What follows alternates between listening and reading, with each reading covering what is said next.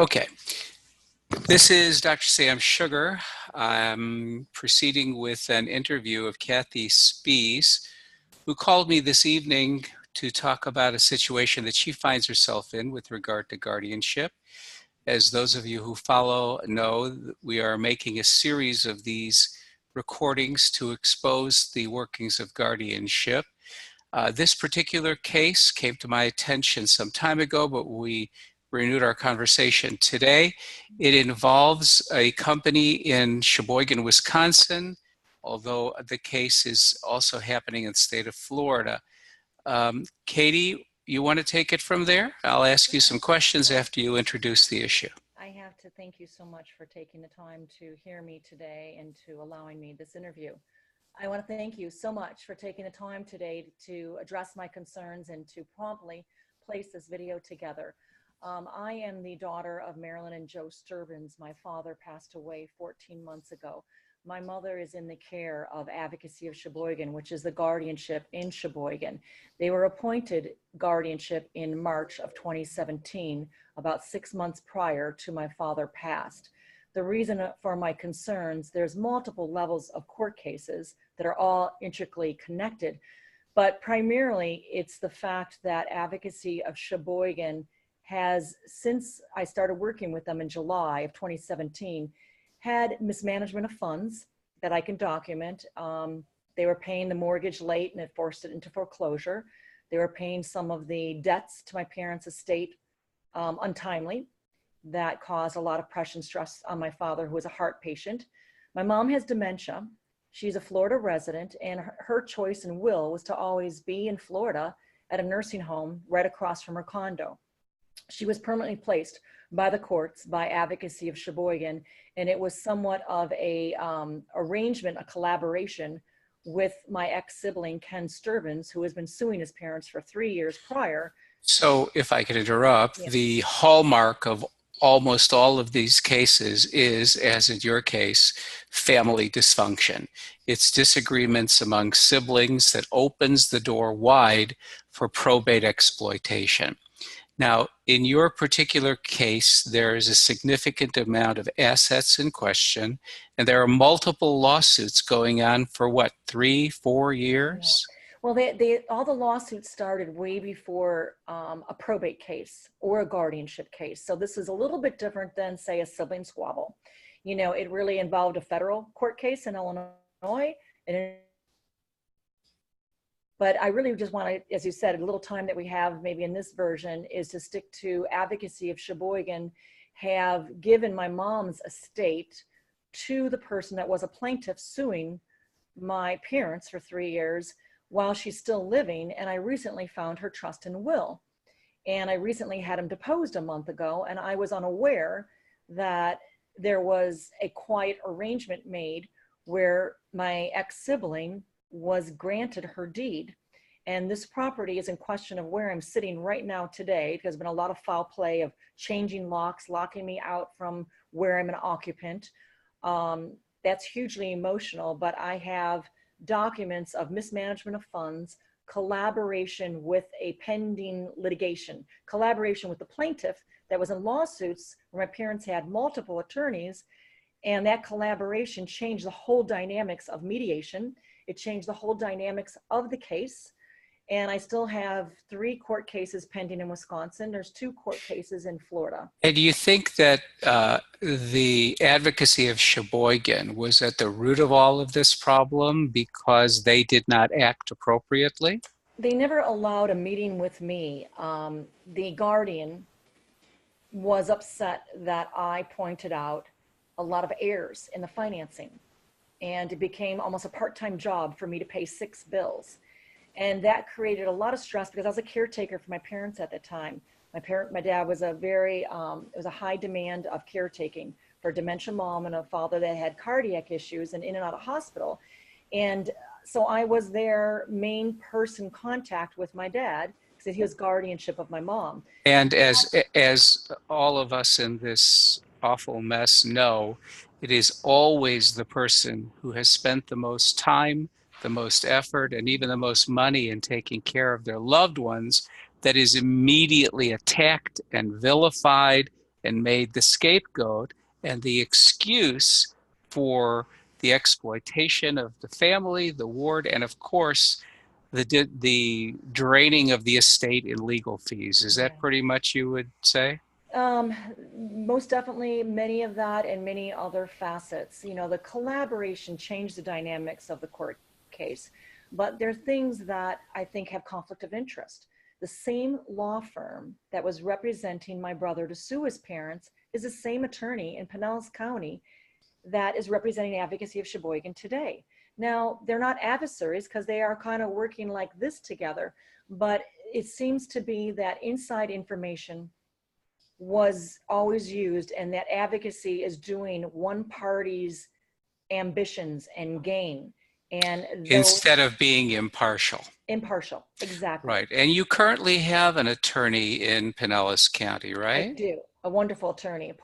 He was on the road all weekend, seeing a friend who, you know, I don't want to say too much. He was out of town, and he had to be emailing me all weekend and multiple times today because I was locked out of my residence 2 to 3 times in the last 48 hours, where I would not have been able to have access to where I woke up, to all my belongings, not proper eviction to move my things. And in my heart, and everyone knows that my parents don't want me in any other place. I've given my parents my entire nest egg and spent probably, 150,000 in legal fees and battles. And I'm not the millionaire person to kind of fight this case. He's exonerated my inability to have the resources he has financially. And by doing so, I've lost attorneys, multiple attorneys already So because of this. you have had the resources and spent them on attorneys who failed to do what was necessary to terminate this entire situation, but they Mm-hmm. were very happy to take your money. Yeah. Oh, yeah. So, um, sadly, this situation doesn't sound very unusual to those of us who've been in it for a while. What is it that you would like to say? What message would you like to get out to the people who will see this video with regards to you and your case and this entire situation? Well, I think that through all this, there's no winner. There isn't. And the pain that you have as a family member, it's deep rooted when there's personal attacks. But I've been sticking to the facts of the case. And when you cannot separate two parties and they're not impartial, there was also mismanaged my mom's health. I mean, can you imagine? My mom had dental surgery in 2015, and I gave all the instructions when we took her to the nursing home. Mom had the same dentures in her mouth and not cleaned for 11 months because they didn't even listen to my instructions that she had dentures. She had a head x-ray when she had fallen.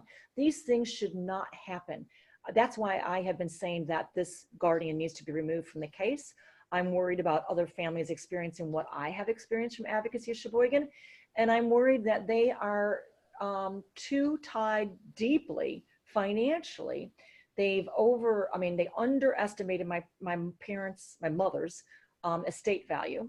And they did that with pressures to settle with my brother. So my ex-brother made, say, $600,000 by putting $94,000 aside to care for my mom. But he had already had that money to care for her. Well, So I'm sure the details are yeah, overwhelming they're even for horrendous. you. So They are. what is it that you would like the members who see Well, this video to try to do if they have any likelihood of trying to help in any way? yeah, thank you. I have a Voice for My Parents Facebook page. I have a GoFundMe. I would like the media to take interest to dig into the truth of this. I am at the end of the rope, as they say, in battles, and it's exhausting. I can't get my life started. I may be locked out I went out for an hour today and got locked out after I had a locksmith here earlier. This stress is too high for anyone's life, and everyone knows it. But the thing is that I'm not trying to continue the battle. 2 days ago, I sent a settlement offer, a peaceful settlement offer, just to cover my losses. I am my dad's sole beneficiary, but to be honest, his estate, I'm not going to get a penny from it. I know that because there's been perfected liens by this other party. Ken Sturbins, he's perfected the liens. So I'm just asking for my losses. But if you're not, it's kind of like adult bullying. I'm the baby in the family. I have 3 other children that were in the family. My parents had 3 other children. My mom's wishes are not being heard. She's got dementia. She's being used as a pawn. She would be horrified. And she was an amazing politician. She was an amazing accountant. She would be horrified that I've been treated this way, horrified that her children are not going to get her equal estate. And I will add that these stories all have a very familiar ring. They are incredibly sad, incredibly terrible, and the impact that they have on people like us is awful. Would you like to give your contact information and the Facebook page in case anyone wants to get in touch with you? Yes. My phone number is 727-452-4 T. The internet is playing tricks with us. Let's repeat that information. Yeah. It's initial K. Yes. Initial K, initial T, S as in Sam, P, I as in ice cream, E as in Eskimo, S as in. And I'll repeat that. It's KT Spies, SPIES at gmail.com, right? And I'll repeat it again, KTSPIES at gmail.com.